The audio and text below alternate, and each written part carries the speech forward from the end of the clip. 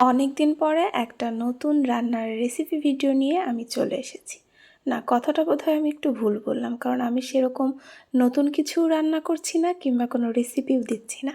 সবসময় আমি যেটা বলি, আমি যেভাবে রান্না করি সেটাই আমি আপনাদের সাথে শেয়ার করি। আর আমিও কোনো নিজে নিজে রান্না করছি না, এটা অনেকেই রান্না করে, সেভাবেই আমি জাস্ট রান্না করেছি। তো নিশ্চয়ই বুঝতে পারছেন যে কী রান্না করব। হ্যাঁ, দুধ সেমাই। তবে এটা একটু অন্যরকমভাবে হবে, তবে হয়তো বা অনেকেই রান্না করেছেন এভাবে, তবে আমি যেভাবে রান্না করেছি সেভাবে একবার ট্রাই করে দেখবেন। আসসালামু আলাইকুম, কেমন আছেন সবাই? আশা করছি অনেক ভালো আছেন। Welcome to my channel Shashi's basket.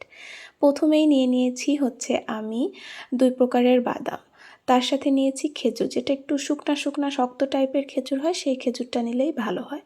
যত প্রকারের বাদাম আপনার কাছে আছে সেগুলো নিতে পারবেন, কিশমিশও নিতে পারবেন। আমার কাছে যেগুলো অ্যাভেলেবেল ছিল সেগুলোই দিয়েছি, আর কিশমিশ নেওয়ার কথা আমি ভুলে গিয়েছি।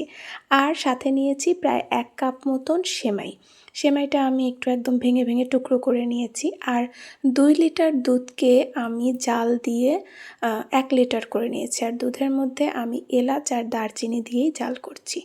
মানে যত ঘন দুধ করা যাবে আমার মনে হয় টেস্টটা তত বেশি ভালো হবে। আর সত্যি বলতে আমি প্রথমবার এই দুধ সেমাই রান্না করছি, তারপরেও আম্মু যেভাবে করে তার থেকে একটু আলাদা করে, বাট আলহামদুলিল্লাহ অনেক মজা হয়েছিল। আপনারা একবার ট্রাই করবেন।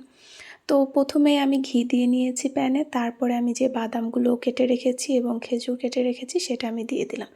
লো ফ্লেমে ভাজবেন যেন পুড়ে না যায়। দেখে মনে হচ্ছে না যে পুড়ে গেছে, আমিও ভেবেছিলাম যে আমার কি বাদাম ভাজা পুড়ে গেল, তবে না, আমি একটু খেয়ে দেখেছি পুড়ে না। এটার খেজুর তো, এই জন্য কালারটা একটু সহজেই এরকম হয়ে গিয়েছে। তারপর হচ্ছে আমি সেমাইগুলোও ভেজে নিয়েছি। সেমাইটাও একদম কম আঁচেই ভেজে নেবেন। এই যে এইভাবে একটু হালকা ব্রাউন ব্রাউন হয়ে গেছে, তখন আমি চুলা থেকে নামিয়ে রেখেছি। আর এই দিকে আমার যে দুধটা জাল হচ্ছিল সেটা থেকে যে আমি দারচিনি আর এলাচ দিয়েছিলাম সেটা আমি তুলে ফেললাম, কারণ ওটা মুখে পড়লে আমার খুবই খারাপ লাগে। আর মানে ঘুরে ফিরে ওটা ওই আমার মানে পাত্রেই চলে আসে। এই জন্য হচ্ছে আমি এটা সবসময় মিষ্টি জাতীয় কিছু রান্না করতে গেলে তুলে ফেলে দেই আগে থেকে। তারপরে এটা তো অলরেডি জাল করে 1 লিটার করে নেওয়াই হয়েছে। তারপরে এর মধ্যে একটু বলক আসলে পরেই আমি হচ্ছে যে সেমাইটা ভেজে রেখেছি সেটা দিয়ে দিলাম। সেমাইটা 5-10 মিনিট একটু জাল খাওয়ার পরেই হচ্ছে আমি বাদামটা দিয়ে দিলাম। আর একদম প্লেট মুছে মুছে দিচ্ছি বলতে পারেন, কারণ যে ঘিটা আছে ওটাও আমি দিচ্ছি।